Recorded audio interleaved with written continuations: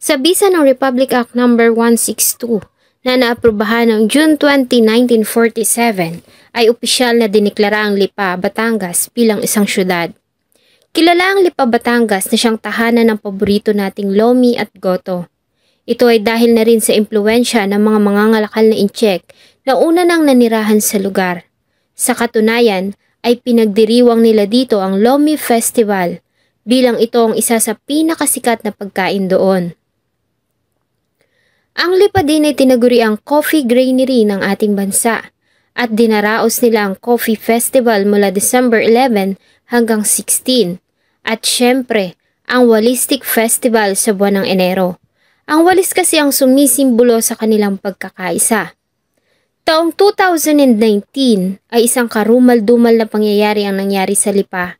Ito ay ang naging kamatayan ng isang graduating student ng De La Salle University na si Felix Teres de Maculangan Maranan.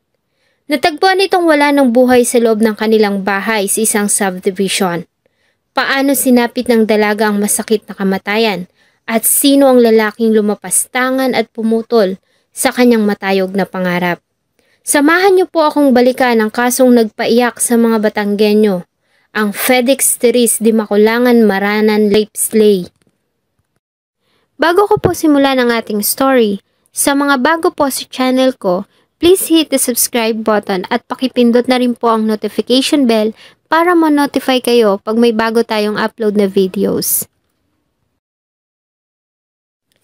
May 17, 2019, nang makatanggap ng tawag ang kapulisan ng Batangas tungkol sa natagpuang wala ng buhay na katawan ng isang dalaga.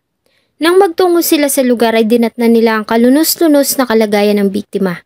May sugat ito sa ulo, saksak sa leeg at nakabalot ng kumot. Nasa decomposition stage na ang katawan na hinihinalang ilang araw ng patay. Ang biktima ay kinilalang ang 21 years old na si Felix Teres de Maculangan Maranan. Si Felix ay 4th year college student at magtatapos na sana sa De La Salle University ng Lipa, Batangas. Ulila na ito sa mga magulang, kaya naman ang kanyang tito na si Monsignor de Maculangan at kapatid nitong si Father Kel de Maculangan ang tumutulong sa kanyang mga pangangailangan, lalo na nga sa pag-aaral. Mag-isa lamang si Felix na naninirahan sa Miracle Heights Subdivision sa Barangay Antipolo del Norte, Lipa City, habang ang kanyang mga tiyuhin ay nasa kanilang mga sari-sariling assignments. Nagpapadala lamang ang mga ito sa dalaga ng pera para sa kanyang mga pang-araw-araw na gastusin. Ayon sa pinsan ni Felix, ay nagtungo siya sa bahay ng pinsan dahil sa nag-aalala sila. Hindi kasi nila ito makontak sa kanyang cellphone. Nang makarating sa bahay ng ganap na 3:30 ng hapon, ay nagtaka siya dahil sa bukas ang pintuan. Kaya naman ay pumasok na siya roon at dito nga ay dinatnan niya ang naaagnas ng katawan ni Felix sa sahig na nakabalot ng kumot. Huling nakitang buhay ang dalaga noong May 15, 2019 na pumasok sa subdivision. Mula noon na hindi na ito nakita hanggang sa makita ang katawan nito 2 araw pa ang lumipas. Sa resulta ng isinagawang autopsy sa katawan ni Felix ayon sa report, ay nagtamo ito ng malalang sugat sa ulo at saksak sa kanyang leeg. Maliban dito, ay positibong ginahasa ang dalaga bago ito pinatay. Sa ginawang imbestigasyon ng kapulisan, ay nagawa nilang makakuha ng mga CCTV footages sa loob ng subdivision. At dito ay nakuhaan ng isang lalaki na kinilalang ang 24 years old na si Benedicto George Arubog. Ito ay positibong hinilala ng mga katrabaho bilang security guard ng nasabing subdivision. Sa kuha ng CCTV, ay nakita itong nakatayo sa harap ng barracks ng mga gwardya ng bandang alas 11:20 ng gabi noong May 15, 2019. Mula sa barracks ay naglakad ito patungo sa bahay ng biktima. Makalipas ang 2 oras ay nakita itong bumalik sa barracks sa pamamagitan ng pag-akyat sa bakod ng subdivision. Kataka-taka din ang hindi na nito pagpasok sa trabaho kinabukasan noong May 16, 2019. Hanggang sa araw na matagpuan ang katawan. Nalaman din nila na hindi ito lisensyadong security guard bagamat ito ay tinanggap pa rin ng ahensya na nagbibigay ng security sa subdivision.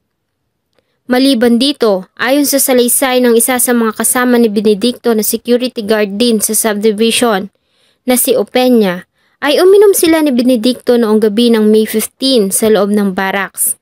Nang malasing ay niyaya umano siya nito na magtungo sa bahay ng biktima at gahasain ito. Subalit nagalit umano siya dito. Lingid sa kanyang kaalaman na itutuloy nito ang balak.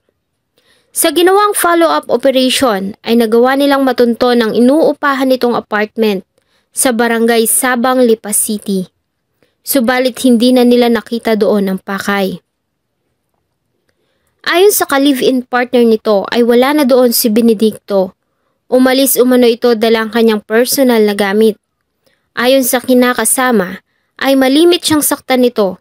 Subalit hindi niya ito maiwan dahil sa may 2 silang anak at 3 buwan pa siyang buntis. Sinabi din nito na gumagamit ng pinagbabawal na gamot, si Benedicto.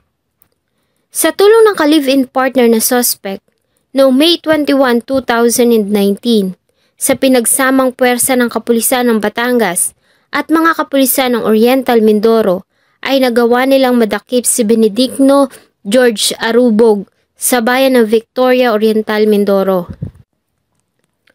Sa pagkakadakip sa suspect ay hindi na ito nanlaban at agad din namang umamin sa kanyang ginawa. Sa isinagawang press conference sa Camp General Miguel Malvar sa Batangas City ay humingi ito ng tawad sa pamilya ni Fedix. 2 buwan na umano na nagtatrabaho si Benedicto sa Miracle Heights Subdivision bilang security guard. At sa loob ng 2 buwan ay malimit nitong makita si Fedix na dumadaan doon. Inamin niya na nagkagusto siya sa dalaga. Mabait kasi ito, laging nakangiti at kumakaway sa kanila sa tuwing dadaan. Hanggang sa magkaroon siya ng labis na interes dito at nalaman niya na mag-isa lamang ito sa tinitirhan. Maliban dito ay hindi na ito nagbigay ng iba pang detalye kung paano niya pinatay si Fedix. Report ay nagawa naman ito ikwentong pangyayari sa kasamang preso. Ayon sa nakarating kay Police Lieutenant Colonel Kilatis, ay lasing umano ang suspect nang tunguhin niya ang tirahan ng biktima. Pumasok siya sa loob ng bahay mula sa likuran. Bukas ang pintuan kaya siya nakapasok. Nang makita siya ng biktima, iniuntog niya ang ulo nito para hindi na makasigaw. At nang mawalan ito ng malay, ay dito na umano niya ito ginahasa at sinaksak sa leeg. Tinabunan ng kumot bago niya ito iwan at muling ang bumalik sa barracks na tila walang nangyari. Siya din ay sangkot sa pagnanakaw ng kalabaw sa Roxas Oriental Mindoro at una na ding nireklamo dahil sa pambabastos nito sa isang babaeng Koreana na nakatira din sa subdivision. Tumugma din ang mga DNA samples ng suspect sa mga bloodstains at iba pang specimen na nakuha sa crime scene. Kaya naman siya ay agad na sinampahan ng kasong panggagahasa at pagpatay sa Prosecutor Office ng Batangas. Sa kabila ng naging masakit na kamatayan ni Fedix, ay tutol pa din ang pamilya sa pagbabalik ng parusang kamatayan. Naniniwala sila na hindi iyon ang sagot para pagbayaran ng akusado ang kanyang ginawa. Ang pagkamatay umano ng suspect ay hindi rin makakatulong sa kanilang pamilya. Sa halip ay magbibigay ito sa kanilang ng guilt dahil sa mga mauulilan nito. Ayon sa kanila ay sadyang malambing, mabait at masiyahin si Fedix. Pinangako nito sa pumanaw na ina na magtatapos siya ng pag-aaral. Subalit hindi niya ito matutupad dahil sa pagkauhaw ng isang tao sa laman. Sino ba namang mag-aakala na ang magagandang katangian nito magdadala sa kanya sa kapahamakan? Salamat po sa inyong patuloy na pagsubaybay sa atin pong mga videos. Huwag niyo pong kalimutang mag-iwan ng saloobin at suggestion sa atin pong comment section. Samahan niyo po akong muli sa mga susunod pa nating mga episodes. Thank you so much po and see you in my next video.